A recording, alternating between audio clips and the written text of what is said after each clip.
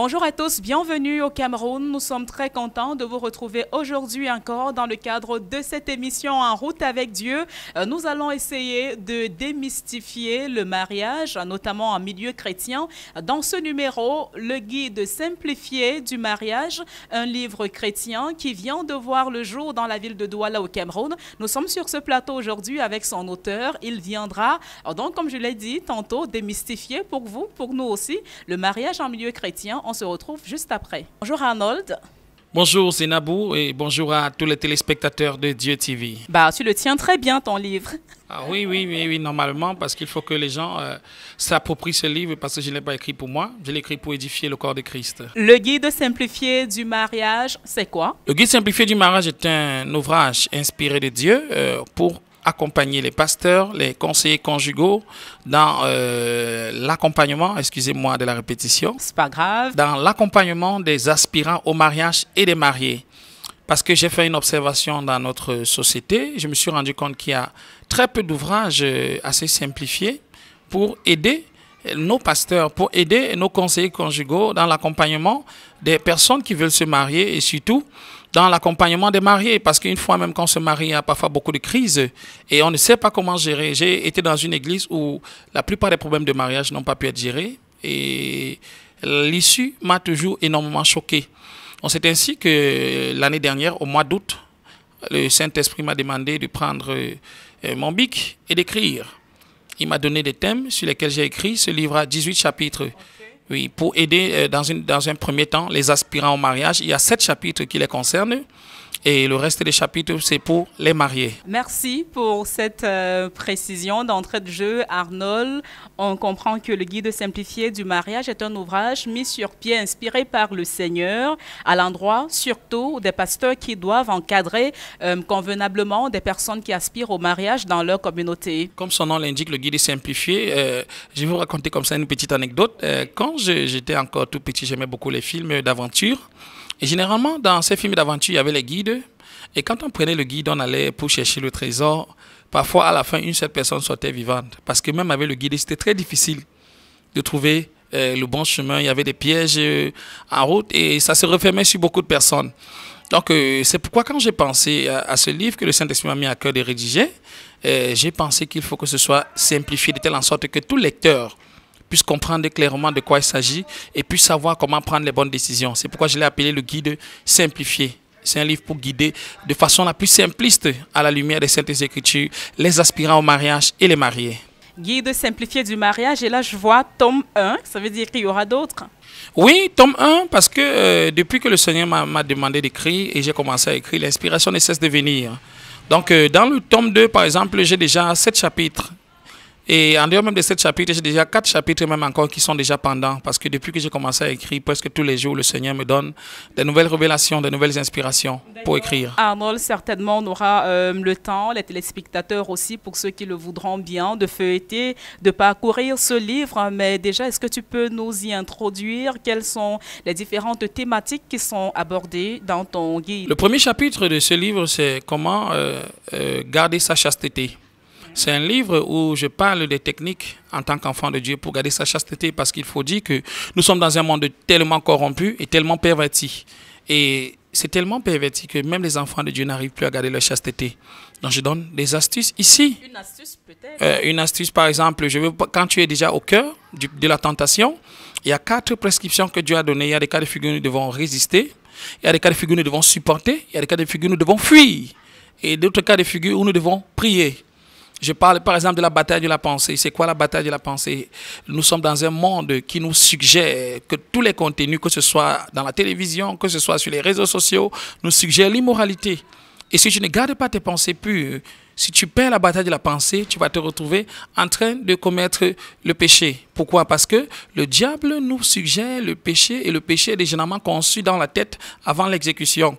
Et en dehors de la chasteté, quelles sont les autres thématiques que tu abordes? Le deuxième chapitre, suis-je prêt pour le mariage? Je donne les critères qui nous qualifient pour le mariage selon Dieu. Parce que je me suis rendu compte, malheureusement, que de nos jours, beaucoup de pasteurs, beaucoup de leaders spirituels importent les contenus mondains ils viennent enseigner ça à l'église et ça amène beaucoup à penser qu'elles ne sont pas prêtes pour le mariage. Beaucoup de personnes ont des doutes, beaucoup de personnes se sous-estiment. Vous vous imaginez, je demande à une femme de 32 ans, es-tu prête pour le mariage? Une femme de 32 ans qui a déjà un enfant, elle me dit non, on n'est pas prête pour le mariage.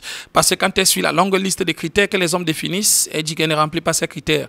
Alors que Dieu n'a pas donné une longue liste de critères qui qualifie l'homme ou la femme pour le mariage. Dieu a donné simplement 2 critères pour l'homme, pour la femme et 3 critères pour l'homme.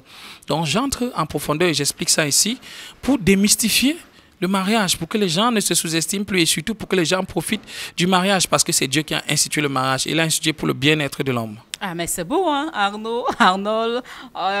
J'ai bien envie de le dévorer, ce livre, en quelques minutes seulement. On va dire qu'il y a quelques jours seulement, dans la ville de Douala, tu as organisé la cérémonie de dédicace du guide simplifié du mariage. Plusieurs personnes sont venues de divers horizons pour assister à cette magnifique cérémonie. Je te propose de regarder quelques extraits de cette cérémonie de dédicace dans la ville de Douala. On regarde et puis on se retrouve juste après. De leur donner quand même une confiance, ce n'est pas de leur faute. Personne ne les a jamais enseigné ça. Mais avec le guide simplifié du mariage, on a toutes les recettes. Et puis il a même pourvu une fiche qui permet d'évaluer les couples. Donc je crois que ce livre est venu au bon moment. Et M. Ngarou Arnold, je suis désolé de le dire, mais je ne crois pas que vous en êtes auteur. Le véritable auteur de ce chef-d'œuvre, c'est Dieu. Amen. Dieu a juste utilisé ses doigts pour mettre ça sur le papier, pour que nous tous puissions en bénéficier. Donc, ne déprive pas de ce prix. Ce n'est pas généralisé, mais il a insisté. Et ce que je voulais dire aussi, c'est que si j'étais avec les pasteurs, quand les jeunes veulent se marier à l'église, en dehors du péché qui peut leur créer des problèmes, nous devons les accompagner à se marier honorablement. Amen. Nous devons, j'ai l'habitude de dire que le chrétien a des devoirs envers l'église locale, mais il a aussi des droits envers cette église. Parce qu'il sert l'église, il faudrait qu'en retour, à une certaine occasion, par exemple de mariage, de maladie ou de deuil, que l'église aussi puisse lui rendre des services. Donc, mais aussi, quelquefois, ce n'est pas aussi facile à un pasteur de gérer les fiançailles. Parce que beaucoup de jeunes gens ne sont pas soumis, ne sont pas respectueux. Donc, pour ceux qui ne sont pas mariés, ce livre va vous aider à faire des bons choix. Et pour ceux qui sont mariés, il va également vous aider à consolider davantage vos foyers et à être des modèles de mari et de femme dans la société. Amen. Quelles sont tes impressions après cette magnifique cérémonie de dédicace? Plusieurs centaines de personnes qui se sont mobilisées venant de différents quartiers, je crois, de différentes villes aussi. Pour moi, c'était le sentiment du devoir accompli. Parce que quand j'ai reçu ce projet, le Seigneur m'a mis à cœur de le présenter publiquement. Et lorsque j'ai fait cette présentation, cette dédicace, à la fin, j'ai eu le sentiment du devoir accompli. J'étais content. Et j'étais content d'avoir fait ce que Dieu m'a mis à cœur de faire. Donc, il faut également dire que pour moi, c'était l'introduction. C'était l'introduction, c'était pour moi un nouveau départ. Oui, et c'est bien, lorsque l'introduction réussit, on est sûr que la conclusion sera belle et que le développement lui aussi est parfait. Est-ce que tu as l'impression, Arnold, qu'avec le guide simplifié du mariage, tu viens démystifier un tabou dans le milieu chrétien? Tu as par exemple parlé à l'entame de cette émission des sujets que tu abordes, notamment la chasteté. On ne va pas prêcher sur la chasteté comme ça un dimanche à l'église. Est-ce que tu as donc l'impression que tu es en train de démystifier des tabous, même pas seulement un tabou, mais des tabous dans le milieu chrétien, au Cameroun notamment? Oui, c'est le devoir que Dieu m'a donné. Dieu m'a donné le devoir de simplifier parce que même les hommes, entre guillemets, les hommes de Dieu compliquent les choses que Dieu a pourtant faites simples. Et quand on complique les choses, ça complique également la situation pour les brebis, pour les fidèles qui nous écoutent, qui ne savent pas en quoi s'en tenir, qui ne savent pas comment procéder. Et ce livre est assez simple. Je vais même te donner un tout petit témoignage, Zenabou, c'est que la plupart des personnes qui sont en train de faire la lecture, presque tous les jours, publient les extraits sur leur statut, font des captures et m'envoient et me disent vraiment merci pour ce travail formidable, que Dieu te remplisse davantage, tu es vraiment en train de nous édifier. Pourquoi? Parce que on a parfois eu à trop idéaliser le mariage et on met parfois la barre tellement haute et une barre tellement haute que nous-mêmes, nous n'arrivons même pas à remplir les exigences que nous donnons aux gens. Et c'était un peu l'attitude des pharisiens et des scribes à l'époque de Jésus-Christ. Pourtant, la chose est tellement simple. Dieu n'est pas là pour nous compliquer la vie. La parole de Dieu est là pour nous simplifier la vie. Chaque fois que la parole de Dieu te complique la vie, vraiment, c'est que tu n'as pas pris la parole du bon bout. Donc, et c'est le rôle de ce livre, de simplifier au maximum la compréhension pour que les personnes puissent comprendre vraiment c'est quoi le mariage selon Dieu. Parce que c'est Dieu qui a institué le mariage. Et dans la parole de Dieu, Dieu a mis tous les principes pour réussir son mariage dans la Bible. Et Zenabou, je vais encore même te dire quelque chose, c'est que quand je rédigeais ce livre dans le chapitre 2, Dieu m'a amené à faire une revue panoramique des taux de mariage dans le monde. Et je me suis rendu compte d'une chose qui est vraiment triste, c'est que les pays, par exemple, très développés comme les États-Unis, le Canada, les pays de l'Europe, les taux de divorce sont très élevés là-bas. On parle de 50%, de 45%. Les taux sont très élevés. Et dans les pays d'Afrique également, on ne connaît pas, la plupart des pays d'Afrique ne donnent pas les taux parce qu'ils n'ont pas encore informatisé leurs fichiers. Mais quand même, on sait quand même que c'est plus bas. Et je me suis rendu compte que dans ces différents pays, on ne respecte pas les principes de Dieu. Okay. Pourquoi? Parce que Dieu a établi le mariage, il a mis l'homme comme le chef de la femme. Mais dans ces pays où on met l'égalité, généralement, ça ne marche pas parce que quoi? Un principe divin est bafoué. Alors Arnold, je crois qu'on ne va pas rentrer dans ce débat, parce qu'en tant que femme, je voudrais quand même dire quelque chose, mais avançons. Non, allons-y. Mari signifie seigneur, Zenabou, est-ce que tu le sais? Ah oui, et femme ne signifie pas esclave. Non. On avance, Arnold. Nous parlons du guide simplifié du mariage. Ouais. À votre avis, pourquoi les couples chrétiens sont-ils aussi sujets à beaucoup de difficultés souvent, autant que les couples non chrétiens? Mon peuple périt parce qu'il lui manque de la connaissance. Les statistiques au Cameroun, quand je faisais la formation dans le conseil conjugal, nous révélaient que 7 couples sur 10 au Cameroun souffrent dans leur mariage. Je ne sais pas ce qu'il en est dans le reste de l'Afrique et dans le reste du monde, mais au Cameroun, c'est 7 couples sur 10. Et je me suis rendu compte que la souffrance vient du fait que en fait, il y a 2 niveaux de souffrance. Les couples chrétiens? Oui, les couples chrétiens. Non, les couples chrétiens, attendons-nous sur les couples chrétiens. Le premier challenge sur les couples chrétiens, c'est que beaucoup de couples chrétiens ne savent pas comment faire le bon choix. Donc, le premier niveau de l'échec, c'est au niveau du choix du conjoint.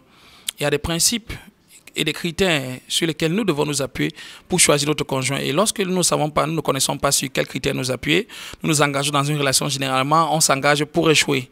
Donc, le premier niveau d'échec vient du mauvais choix. Et dans ce livre, il y a un chapitre où je parle des signes indicateurs de danger dans une relation prémaritale. Parce que parfois, tu as aimé quelqu'un, la personne dit également t'aimer.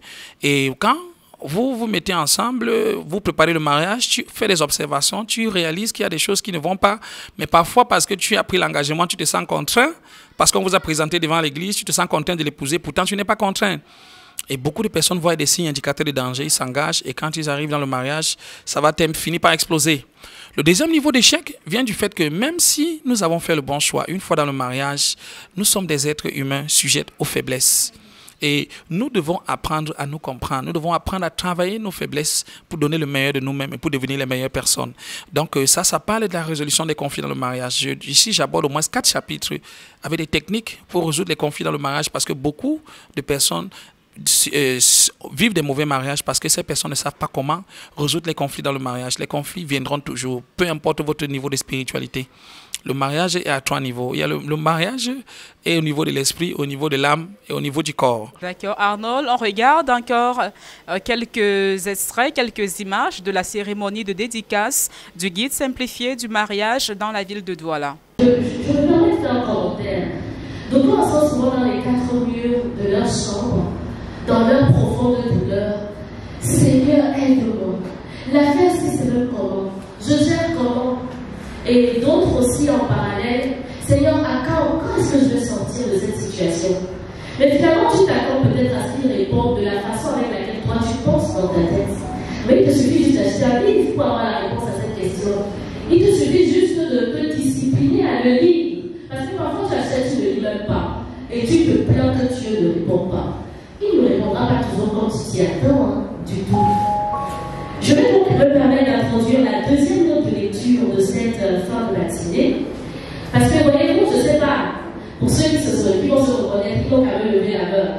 Généralement, on va voir les pasteurs, on dit, papa, ça ne va pas.